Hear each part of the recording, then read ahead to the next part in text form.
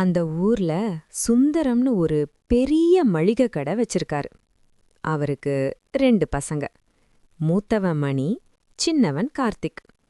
மணி கல்யாணமாகி தம் மனைவி ரேகாவோட அதே கூட்டு குடும்பத்துல தான் இருக்கான்.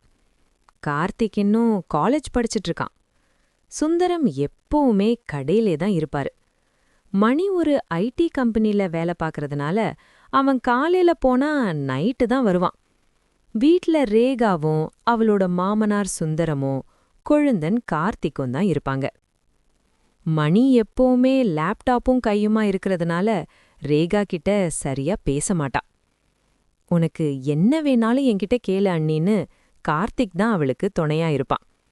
கடைக்கு கூட்டிட்டு போறது, சினிமாக்கு கூட்டிட்டு போறதுன்னு கார்த்திக் காட்டின அந்த சின்ன சின்ன அக்கறை ரேகாவை கவர்ந்தது. கார்த்திக் பார்க்க இளமையாவும் துடிப்பாவும் இருப்பான். ரேகாவுக்கு தன் கணவன் மணிக்கிட்ட கிடைக்காத அந்த ஒரு உற்சாகம் கார்த்திக் கிட்ட கிடைச்சது. ஒரு நாள் வீட்ல யாருமே இல்லாதப்ப 2 பேரும் உட்கார்ந்து டிவி பார்த்துட்டு இருந்தாங்க. அண்ணி, உங்ககிட்ட ஒன்னு சொல்லணும். அண்ணன் உங்கள சரியா கவனிச்சுக்கவே மாட்டேங்கிறாரு. எனக்கு உங்கள பார்க்கறப்போ ரொம்ப வருத்தமா இருக்குன்னு கார்த்திக் சொல்ல ரேகா கண்ல கண்ணீர் வருது. கார்த்திக் அவளோட கண்ணீரை தொடச்சான். அந்த ஒரு நிமிஷம் அண்ணி கொழுந்தன்கிற அந்த புனிதமான உறவு ஒரு பலவீனமான ஈர்ப்பா மாறுச்சு.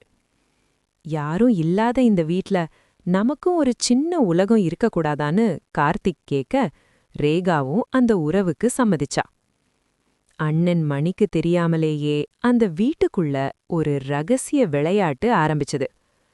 மணி கஷ்டப்பட்டு உழைச்சிட்டு வீட்டுக்கு வரும்போது அவனுக்கு தெரியாமலேயே அவனோட தம்பியும் மனைவியும் ஒரு வேலி தாண்டிய வாழ்க்கைய தொடர்ந்தாங்க.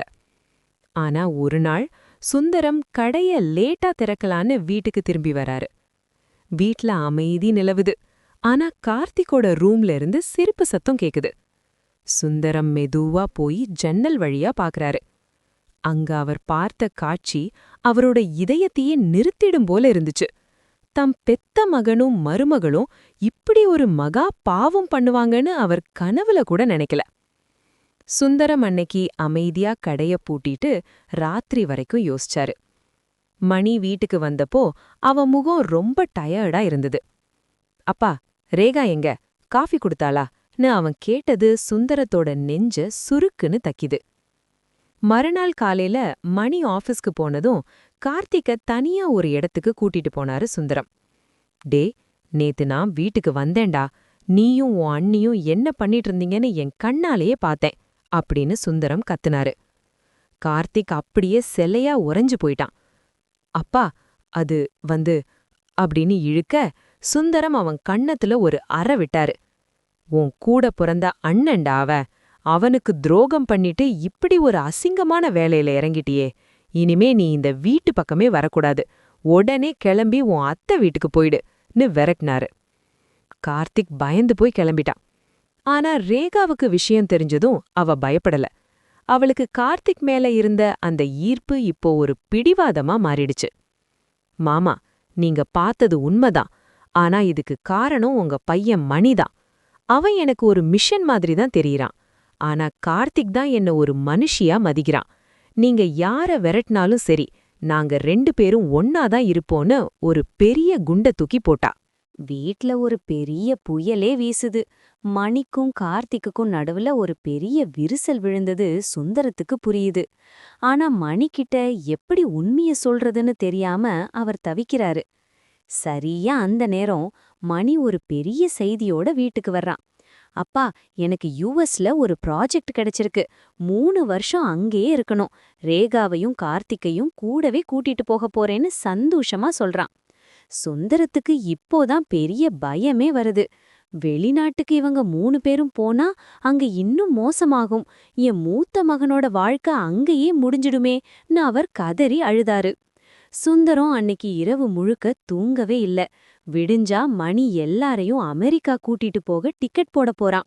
என் புள்ள மணியோட உழைப்புல அவனோட காசுல இவங்க 2 பேரும் அங்கேயும் போய் கும்மாளம் போடுவாங்களா? சுந்தரத்தோட மனசாட்சி அவரை உலுக்கிடுச்சு. மறுநாள் காலையில எல்லாரும் டைனிங் டேபிள்ல உட்கார்ந்திருக்கும்போது சுந்தரம் ஒரு பெரிய முடிவெடுத்தாரு. மணி, அமெரிக்கா போறதுக்கு முன்னாடி ஒரு விஷயம். உன்னோட சொத்துல பாதிய இப்பவே கார்த்திக் பேருக்கு எழுதி வைக்க போறேன். ஆனா ஒரு கண்டிஷன். அவன் இன்னைக்கே ஒரு பொண்ண கல்யாணம் பண்ணிக்கணும். அந்த பொண்ணு என் தங்கச்சி பொண்ணுதான்னு குண்ட தூக்கி போட்டாரு. கார்த்திக்கும் ரேகாவும் ஒருத்தர ஒருத்தர் அதிர்ச்சியா பாத்துக்கிட்டாங்க. கார்த்திக் மெதுவா, அப்பா இப்போ எதுக்கு கல்யாணம், நான் இன்னும் படிக்கணும்னு இழுத்தான். ரேகாவும் விடல. ஆமா மாமா, அவனுக்கு இப்போ என்ன அவசரம்னு கேட்க, சுந்தரம் அவள ஒரு மர்மமான பார்வையால பார்த்தாரு. உனக்கே இவ்ளோ பதற்றம், கொழுந்தனுக்கு கல்யாணம் ஆனா உனக்கு தானே ஒரு துணை கிடைக்கும். மணிக்கு ஏதோ சந்தேகம் வந்துருச்சு. அப்பா, என்ன விஷயம், ஏன் திடீர்னு கார்த்திக் மேல இவ்ளோ பாசம்னு கேட்டான். சுந்தரம் இனிமே உண்மைய மறைக்க முடியாதுன்னு முடிவு பண்ணான். மணி, உன் தம்பி உன் கூட வரமாட்டான். ஏன்னா அவன் உன் கூடவே இருந்து உன் முதுகுல குத்துறான்டா. நீ இல்லாத நேரத்துல இவங்க 2 பேரும் இந்த வீட்டுக்குள்ளேயே ஒரு தப்பான வச்சிருக்காங்க. நேத்து என் கண்ணாலேயே பார்த்தேன்னு வெடிச்சாரு. மணி அப்படியே சிலையாகிட்டான். அவன் ரேகாவ பார்த்தான், அப்புறம் கார்த்திக பார்த்தான். கார்த்திக் பயத்துல கால்ல விழுந்து அழ ஆரம்பிச்சான்.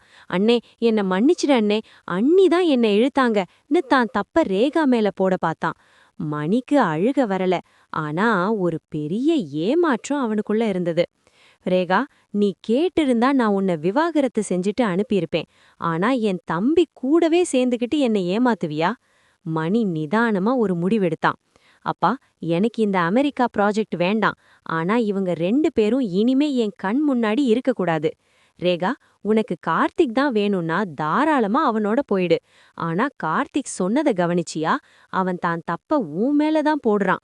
இப்படிப்பட்ட ஒருத்தனுக்காகவா எனக்கு துரோகம் பண்ணினே? ரேகாவுக்கு இப்போதான் கார்த்திக்கோட சிறுபிள்ளைத்தனம் புரிஞ்சுது. ஆபத்துன்னு வந்தப்போ அவளை கை விட்டுட்டு அண்ணன் கால்ல விழற அந்த தம்பிய நினைச்சு அவளுக்கே கேவலமா இருந்தது. மணி அந்த வீட்டை விட்டு வெளியேறினான். தனிமையே நிம்மதின்னு ஒரு கசப்பான உண்மைய புரிஞ்சுக்கிட்டான்.